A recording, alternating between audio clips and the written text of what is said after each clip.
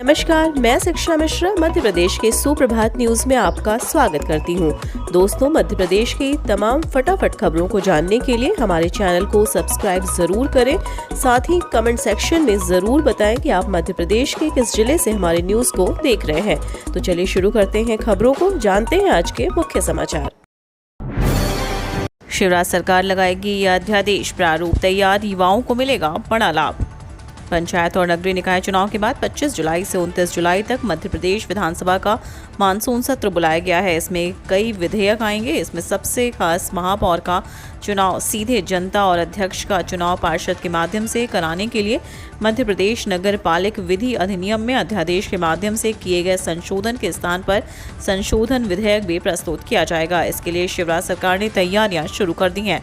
दरअसल 25 जुलाई से शुरू होने वाले मानसून सत्र को लेकर शिवराज सरकार की बड़ी तैयारी है। मध्य प्रदेश सरकार इस सत्र में नगरीय निकाय चुनाव के लिए एक अध्यादेश लाने जा रही है। भारत में जल्द शुरू होगी ई पासपोर्ट सुविधा, पुलिस सत्यापन में भी लगेगा कम समय, विदेश मंत्री ने की घोषणा। 24 जून को पासपोर्ट सेवा दिवस के रूप में मनाया जाता है। इसी अवसर पर विदेश मंत्री एस जयशंकर ने कई जरूरी घोषणा की है। उनके मुताबिक जल्द ही ई पासपोर्ट की सुविधा भारत में शुरू हो सकती है। इस सुविधा से अंतर्राष्ट्रीय ट्रैवल और सुरक्षा व्यवस्था भी सुधरेगी। इसके अलावा पुलिस सत्यापन में लगने वाला समय भी कम होगा, जिसकी तैयारी फिलहाल चल रही है। एस जयशंकर ने कहा कि पहचान की चोरी और डेटा सुरक्षा के खिलाफ सुरक्षा को और भी ज्यादा सक्षम बनाने के लिए भारत जल्द ही ई पासपोर्ट की सुविधा शुरू करेगा। कर्मचारियों को मिलेगा लाभ, पदोन्नति में आरक्षण मामले में मंत्रालय ने जारी किया नवीन आदेश, इस तरह लागू होंगे नियम। रेलवे कर्मचारियों के लिए बड़ी खबर है। दरअसल पदोन्नति में आरक्षण के मामले में रेल मंत्रालय ने नवीन आदेश जारी किए हैं, जिसमें पदोन्नति में आरक्षण लागू करने से पहले की जाने वाली प्रक्रिया का उल्लेख किया गया। रेलवे बोर्ड स्पष्टीकरण आदेश में बताया गया है कि पदोन्नति में आरक्षण से पहले किस तरह के लाभार्थियों को इसका लाभ दिया जाना है, इसके लिए कौन सी प्रक्रिया अपनाई जाएगी, इस पर स्पष्टीकरण आदेश जारी किए गए, जिसका लाभ कर्मचारियों को मिलेगा। कक्षा 1 से 12वीं के छात्रों को बड़ी राहत, जल्द खाते में आएगी छात्रवृत्ति की राशि, डीपीआई ने दिए ये निर्देश। कक्षा 1 से 12वीं के छात्रों के लिए राहत भरी खबर है। जल्द ही अनुसूचित जाति, जनजाति एवं पिछड़े वर्ग के करीब 7 लाख छात्रों को छात्रवृत्ति मिलेगी। इस संबंध में लोक शिक्षण संचालनालय ने सभी जिले के जिला शिक्षा अधिकारियों को शिक्षा पोर्टल पर सभी छात्रों के बैंक खाता अपडेट करने के निर्देश दिए हैं। इसके लिए डीपीआई ने 1 सप्ताह का समय दिया है। दरअसल एमपी स्कूल शिक्षा विभाग की ओर से छात्रों के लिए 20 तरह की छात्रवृत्ति योजनाएं चलाई जाती हैं। इसके तहत हर साल मध्य प्रदेश के 80 लाख छात्रों को अलग अलग योजनाओं में योजना अनुसूचित जाति छात्रवृत्ति, अनुसूचित जनजाति छात्रवृत्ति, पितृहीन कन्याओं की छात्रवृत्ति, प्री पोस्ट मैट्रिक योजना के तहत छात्रवृत्ति दी जाती है। यूजी पीजी प्रवेश परीक्षा पर बड़ी अपडेट, 1317 कॉलेजों में दाखिले की प्रक्रिया जारी, जाने अलॉटमेंट नियम। मध्य प्रदेश में उच्च शिक्षा को सही करने के लिए तैयारी शुरू कर दी गई है। एक तरफ जहां नर्सिंग कॉलेजों में लगातार भारी गड़बड़ी के कारण सरकार ने कई नर्सिंग कॉलेज की मान्यता रद्द कर दी है, वहीं एमपी कॉलेज अपग्रेडेशन फॉर्मूला का असर यूजी पीजी के प्रवेश में देखने को नहीं मिल रहा है। दरअसल राज्य के निजी और सरकारी कॉलेज में प्रवेश को लेकर पहली बार अपग्रेडेशन का फॉर्मूला लागू किया गया, हालांकि छात्रों द्वारा इसमें कोई रुचि नहीं दिखाई गई। मध्य प्रदेश में बेरोजगारों के लिए खुशखबरी, जल्द की जाएंगी 1 लाख से ज्यादा भर्तियां, जाने सरकार का प्लान। प्रदेश में बेरोजगारों के लिए एक अच्छी खबर हो सकती है। लंबे समय से विभागों में खाली पड़े पद भरने की तैयारी में सरकार जुट गई है। अलग अलग विभागों में 1 लाख से ज्यादा पदों पर सरकार भर्ती करने की तैयारी में है। मुख्यमंत्री शिवराज सिंह चौहान ने हाल ही में विभागीय अफसरों के साथ बैठक कर खाली पड़े पदों की जानकारी जुटाकर सामान्य प्रशासन विभाग को भेजने के निर्देश दिए हैं। शुरुआती आंकड़ा जो निकल कर आया है उसके तहत 1 लाख पदों पर सरकार भर्ती करेगी। इन पदों की संख्या बढ़ सकती है। मुख्यमंत्री शिवराज सिंह चौहान ने शुक्रवार को कहा कि उन्होंने सभी विभागों से कहा है कि जहां खाली पद हैं उनकी जानकारी जल्द से जल्द भेजें ताकि उन पर भर्तियां शुरू की जा सकें। एसबीआई ग्राहकों के लिए अच्छी खबर, इस नए टोल फ्री नंबर पर भी मिलेगी बैंकिंग सुविधाएं। देश के सबसे बड़े ऋणदाता भारतीय स्टेट बैंक के ग्राहक हैं तो ये खबर आपके लिए है। बैंक अपने ग्राहकों को बेहतर सेवा देने के लिए एक नया टोल फ्री नंबर लॉन्च किया है। यह टोल फ्री नंबर 1800-1234 है। इस पर कॉल करके आप SBI की बैंकिंग सेवाओं के बारे में जानकारी ले सकते हैं। इसके अलावा आप बैंकिंग सुविधाओं के लिए अनुरोध भी कर सकते हैं। बीते दिन SBI ने सोशल मीडिया पर इस टोल फ्री नंबर के बारे में जानकारी दी थी।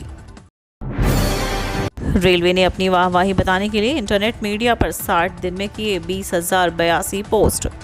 इंटरनेट मीडिया की मदद से अपनी वाहवाही बताने में रेलवे भी आगे है। रेलवे अपनी उपलब्धियों और सूचनाओं को अब इंटरनेट मीडिया के माध्यम से यात्रियों और आम जन तक पहुंचाने में जुटा है। पश्चिम मध्य रेलवे के जबलपुर, भोपाल और कोटा रेल मंडल ने महज 60 दिन में 20,000 से ज़्यादा पोस्ट कर लोगों को जानकारी दी। सरकारी कामकाज में भी इस मीडिया के उपयोग की काफ़ी मददगार साबित हो रही है।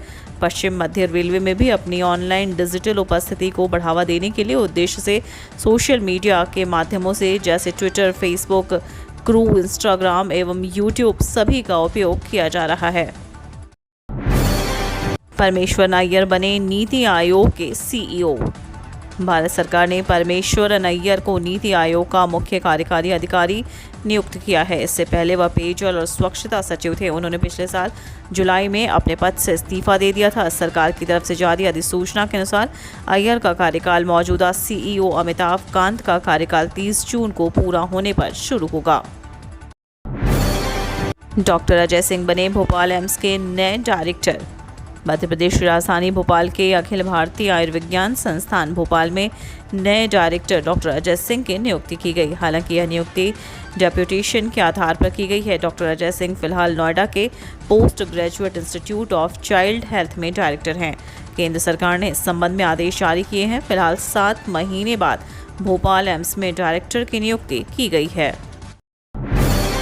अग्निवीरों के लिए पेंशन छोड़ने को तैयार, वरुण गांधी का ऐलान। अग्निपथ योजना के तहत सेनाओं में अग्निवीरों की भर्ती प्रक्रिया शुरू हो गई है। सड़कों से लेकर राजनीतिक मंचों तक योजना का खासा विरोध हुआ है। विरोध की एक बड़ी वजह अग्निवीरों को केवल 4 साल की नौकरी, पेंशन व अन्य भत्ते न मिलना है। बीजेपी के अपने सांसद वरुण गांधी लगातार अग्निपथ योजना का विरोध कर रहे हैं। उन्होंने कहा कि वह अग्निवीरों को पेंशन न मिलने की सूरत में बतौर सांसद खुद को भविष्य में मिलने वाली पेंशन छोड़ने को तैयार हैं। गांधी ने सवाल उठाया कि अग्निवीर पेंशन के हकदार नहीं हैं तो जनप्रतिनिधियों को यह सहूलियत क्यों मिले। उन्होंने सभी सांसदों, विधायकों से अपील करते हुए कहा कि हम पेंशन छोड़ दें ताकि अग्निवीरों को पेंशन मिल सके। शनिवार को पहले चरण की वोटिंग, 52,000 पुलिसकर्मी रहेंगे तैनात। वोटरों के लिए होंगे ये नियम।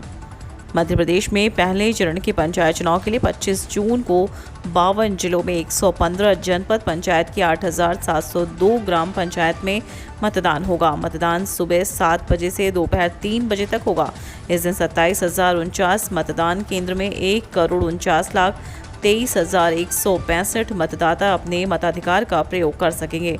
राज्य निर्वाचन आयुक्त बसंत प्रताप सिंह ने कहा कि पंचायत चुनाव के प्रथम चरण के सभी तैयारियां पूरी कर ली गई हैं। शनिवार 25 जून के सुबह 7 से दोपहर 3 बजे तक मतदान होगा और फिर मतदान केंद्र में ही मतगणना होगी। राज्य निर्वाचन आयुक्त बसंत प्रताप सिंह ने कहा कि सभी मतदान केंद्रों पर सुरक्षा की पुख्ता व्यवस्था की गई है। मध्य प्रदेश भाजपा कार्यालय में द्रौपदी मुर्मू की उम्मीदवारी पर जश्न पर बोली उमा भारती, सांस्कृतिक पहचान का राजनीतिक लाभ न उठाएं। पूर्व मुख्यमंत्री उमा भारती ने अपनी ही पार्टी के नेताओं को नसीहत देते हुए कहा कि राजनीतिक लाभ के लिए राष्ट्रपति पद की प्रत्याशी द्रौपदी मुर्मू की सांस्कृतिक पहचान का इस्तेमाल ना करें। उन्होंने साफ कहा कि भाजपा के लोगों को इस बात का ध्यान रखना चाहिए कि भारत का राष्ट्रपति देश का संवैधानिक मुखिया होता है, वह किसी जातीय दायरे में नहीं होता, इसलिए इसका राजनीतिक लाभ लेने की लालसा से व्यक्त नहीं होना चाहिए। कच्चे तेल की सप्लाई ने बढ़ाई पेट्रोल डीजल की चिंता, एमपी में आज आई ईंधन के रेट में इतनी गिरावट। अंतर्राष्ट्रीय मार्केट में कच्चे तेल की सप्लाई को लेकर चिंता बढ़ती जा रही है। इसी बीच भारत में इनके दाम अभी स्थिर हैं। आज मध्य प्रदेश में पेट्रोल और डीजल की कीमतों में कोई उछाल नहीं आया। अंतर्राष्ट्रीय मार्केट में कच्चे तेल की कीमत फिलहाल 110 के ऊपर चल रहा है। शुक्रवार को एशियाई बाजारों में तेल के वैल्यू में हल्की बढ़ोतरी देखी गई। बावजूद इसके मध्य प्रदेश समेत देश के कई राज्यों में इनकी कीमत अभी स्थिर है। 27 जून के बाद बदलेगा मौसम, 40 जिलों में बारिश के आसार, आंधी बिजली गिरने का अलर्ट। मध्य प्रदेश के मौसम में 2 दिन के बाद फिर बदलाव देखने को मिलेगा। 26 जून को एक नया सिस्टम बनने जा रहा है। इसके बाद 27 जून से प्रदेश में फिर झमाझम बारिश का सिलसिला शुरू होने के आसार हैं। एमपी मौसम विभाग ने आज 3 संभागों और 24 जिलों में गरज चमक के साथ बारिश की चेतावनी जारी की है। वहीं बिजली गिरने और चमकने को लेकर भी येलो अलर्ट जारी किया है।